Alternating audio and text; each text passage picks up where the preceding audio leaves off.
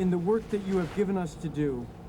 Keep us always in your peace and your love, for you are our captain, and this, your harbor, is our eternal home.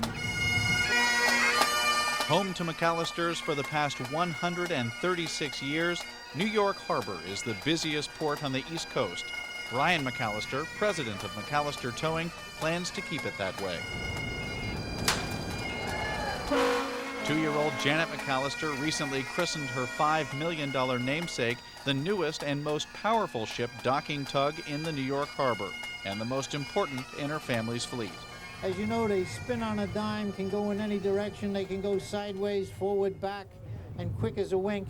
It's actually unnatural the way this boat moves. With 5,000 horsepower, the Janet has the ability to bring enormous container ships into port, allowing Brian McAllister to take his fifth-generation family business full ahead. We'll have everybody seasick in 2 minutes here. Woo! Holy mackerel. With recent talk of deepening New York Harbor, building a powerful tug like the Janet was a business move McAllister had to make. If the port deepens, a tanker will come in with 250,000 tons rather than 150,000 tons.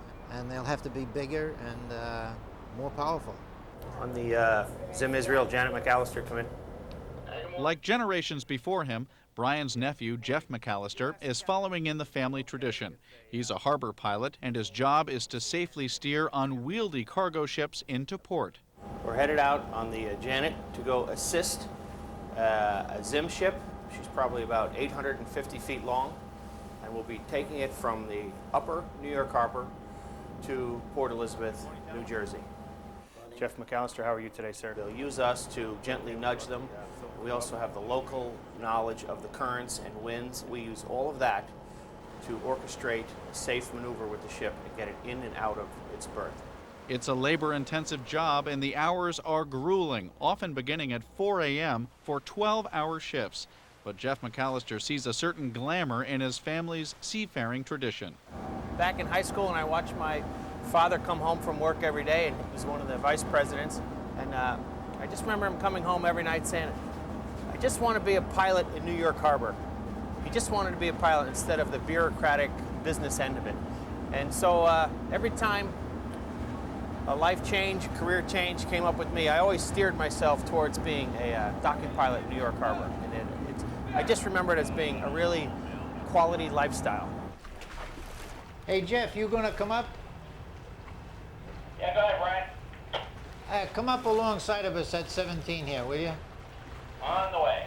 Brian McAllister hopes to keep the business in the family, but admits it hasn't always been easy to stick together. All the way back to Brian's great-grandfather, James McAllister, tempers have run high. He had 4 sons in the business and 3 brothers. They ultimately all didn't get along together, and they kind of broke up a couple of times, but it always continued, and they were all seagoing people. Today, McAllister has a fleet of about 60 tugs in 10 ports along the Atlantic. Next to Moran Towing, they're the largest tug operators on the East Coast. Their secret to success?